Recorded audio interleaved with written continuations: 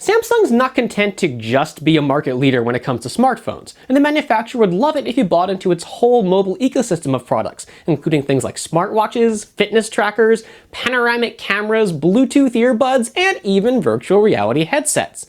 For the past couple years now, Samsung's been refining its design, and after a couple early innovator editions, last fall launched the commercial Gear VR. But this is 2016 now, and Samsung's beginning to transition its smartphones to the new USB Type-C interface.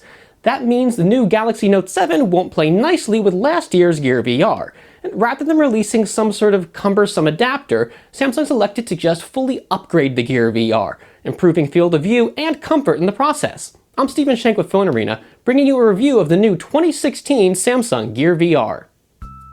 Samsung's latest Gear VR headset reflects a manufacturer that's been taking its time to refine a product's design. VR headsets in general aren't exactly products the majority of consumers have a lot of familiarity with, and it makes sense that Samsung's investing a lot of effort in getting the user experience as comfortable and polished as it can be.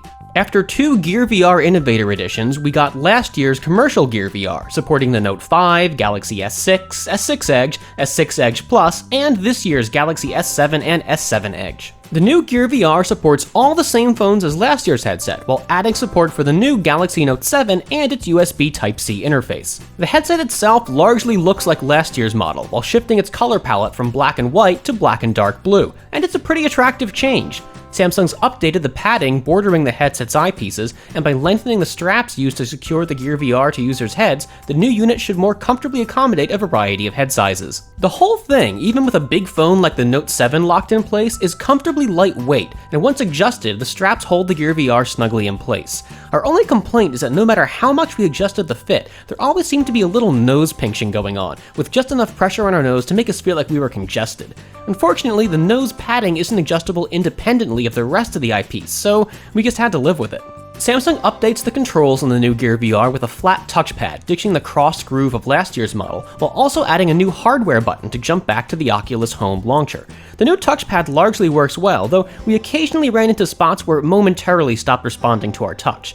The extra home button is a nice addition, helping to keep users embedded in the VR experience even as they jump in and out of individual apps. Last year's Gear VR used a sliding USB port to help support multiple phone screen sizes. That same mechanic is back for this model, but the USB connector itself is now modular. If you're picking up the Gear VR with a Note 7, you can leave the USB Type-C interface in place. But if you've got an older Galaxy flagship, converting the Gear VR for use with your phone is as easy as sliding out the USB Type-C adapter and inserting the included micro USB adapter.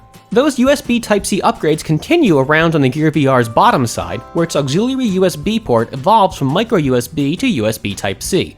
You can use this port to make sure your phone's got enough power for extended Gear VR gaming sessions, and while the port itself isn't modular like the phone interface, Samsung includes a micro USB adapter so you can use one of your existing micro USB power cables.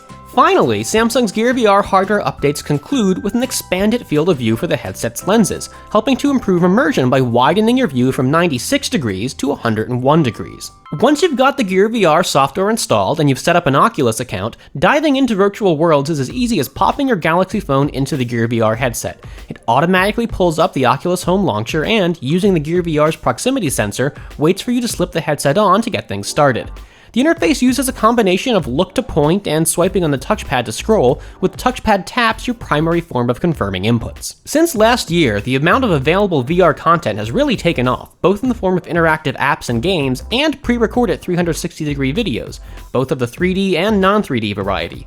Games, on average, are slightly pricier than your average Play Store app, and be prepared to pay up for titles again even if you already bought non-Gear VR Android editions. We're looking at you, Minecraft. A lot of this content can be fully enjoyed with just a Gear VR, compatible Galaxy headset, and a pair of headphones. But if you want to access every game, you're also going to want to add a handheld controller into the mix, an added expense to consider when making your Gear VR purchasing decision. When viewed on a Quad HD display, the Gear VR's graphics can be pretty darn impressive. You'll still see individual pixels, there's little to be done about that short of moving to 4K, but you'll quickly find yourself forgetting about them, to a large extent, as you become more immersed in the Gear VR's 3D experience. Samsung and Oculus come so close to nailing things here, but even with the power of the Snapdragon 820 powered Galaxy Note 7 strapped into it, we found a number of Gear VR titles struggling to maintain consistently smooth frame rates. 3D rendered games would occasionally glitch out on us with graphical errors, and both rendered content and viewing pre-recorded videos were subject to intermittent skipping and stuttering. Like being able to see the individual pixels themselves, it's something you may be able to look past, but it does contribute to making it that much harder to suspend disbelief of the virtual world. To be fair, none of these problems are any worse now than they were with last year's Gear VR, and we definitely appreciate the input and field of view improvements. And the performance and display issues are tied to the phone you're using with the Gear VR, they're not inherent to the headset itself. But since using the Gear VR requires pairing it with one of Samsung's phones, it's difficult to evaluate the headset without looking at this total hardware and software equation. Samsung's new Gear VR is an indisputable improvement over last year's model, but it's also not such a huge step forward that you should necessarily feel compelled to upgrade. If you already have the old model, maybe you don't get the new one, at least not just yet.